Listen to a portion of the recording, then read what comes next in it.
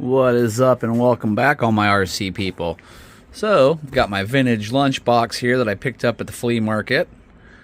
And I got some parts about, and it's time to start doing the restoration of this thing. And don't worry, Adam over at Adam's RC Playground, I will get these tires the right direction for you. I know that's killing your OCD right now. And look at this. This is something I never noticed before. There is an actual rubber tire patch. I have never seen that on an RC tire. And I'm going to leave it.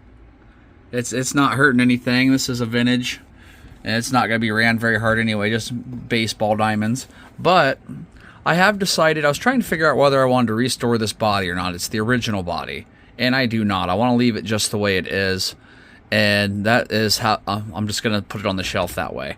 So, my father has a lunchbox, but he has put a Lexan body on it, and he was kind enough to donate his lunchbox body to me for this project. So I'm going to strip this down, and I am going to stick with a metal flake blue. And I'm going to repaint this, get a new set of stickers and put on there. I have, this wheel is not rolling very well at all. There's a few little weird things to take care of, like for some odd reason they have two sets of springs in the front, stuff like that, but I'm going to start getting this thing torn apart, and we'll update you along the way. So, first thing to do, as you can see, I'm sure you're not very surprised at all to see that one of these body posts is broken. Now, I'm going to remove all of these originals and put them in the box for safekeeping. And I have a set of reproductions I'm going to put on there for running. So I'm going to get those off and switched. I'm not going to do that on camera. It's 4 screws. You don't really need to have your time wasted with that. Okay, so I've replaced these and I put the originals in the box. I'm going to keep all the original parts. And they had this held in with a rubber band. That's a little bit dry rotted, so you get a new rubber band for that. But onto the wheels.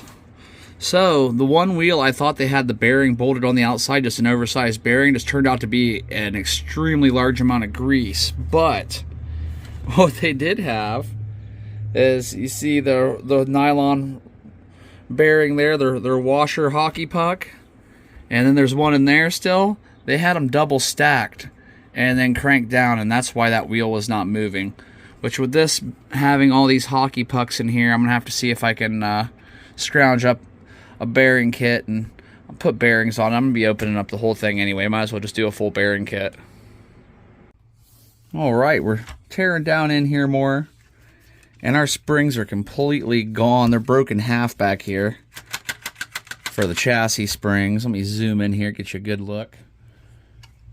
You can see they are snapped off right there on both sides.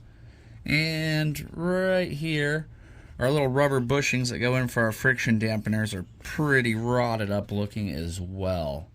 I'm pulling all the shocks apart and rebuilding those. I got some new pieces of hosing to put on, and I'll have to dig around and see if I have any of these springs. If not, I'll have to order a set. I do have the bearings ordered. Alright, so I'm going to pull that stuff out and we'll get a good look at it. Check out these shocks. I mean, seriously, how much fun has somebody had to get these shocks like this? This is a lot of use. It's a dirty mess, but it's pretty cool. That means this thing was used a lot. But okay, now that I have those apart, we're back out to the gearbox. And I wanted to do this part on camera. A lot of stuff I skipped past, the more boring stuff, but I bet everybody that is watching this video is probably just as interested in what is inside this gear case as I am. What does a original Tamiya lunchbox gear case look like? What is is there still grease in there? Is there chunks of things? Is it clean? I don't know. This is the fun part about doing the restorations, is opening this stuff up and just seeing what's inside. I'm really surprised that these aren't cracked. I thought I would crack them while we were removing them here on camera, but they came out pretty good. Yeah, they're running the hockey pucks throughout the whole vehicle, not just on the wheels. And this motor, I want to get it out. It's going to need a good cleaning, but it seemed like it ran strong when I was testing it. So with any luck, it'll still be a good usable motor.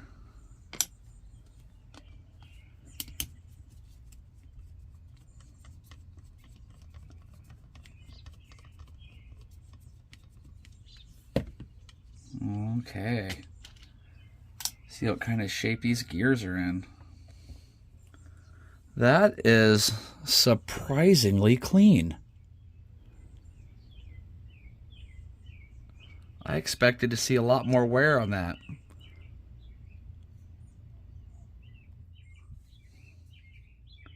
But I'm going to need to clean this motor.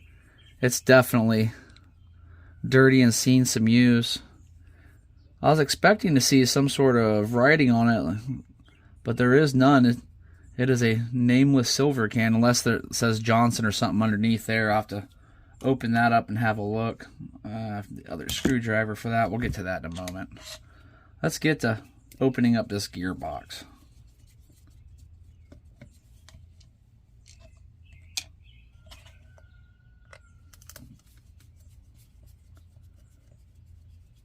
This is going to be a cool one.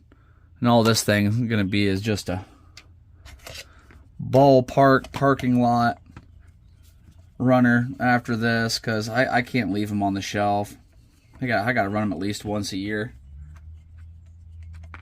If they sit, they quit. That's kind of the saying I've always lived by, because it seems like anytime I leave any of my vehicles on the shelf for too long, things start snapping and cracking when it comes time to drive them.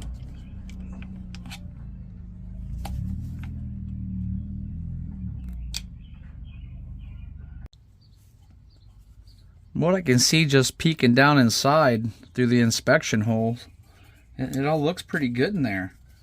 I'm hoping it looks the same when we open it up all the way.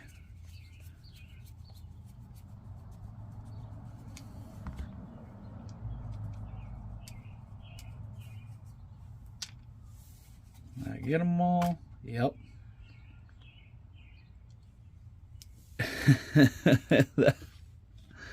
That is clean.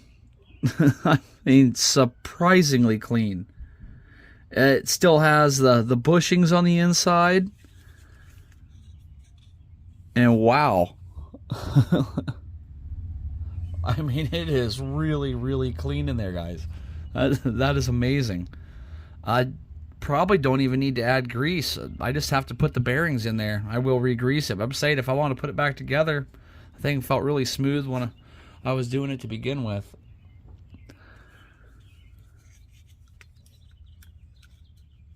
Okay, so I'll just clean up that outer case, and you don't have to clean everything up, but that is all in really good shape. Oh, I'm going to clean this motor up and come back for an overview, and that's probably going to be about towards the end of part 1 of this. It's going to be a lengthy rebuild.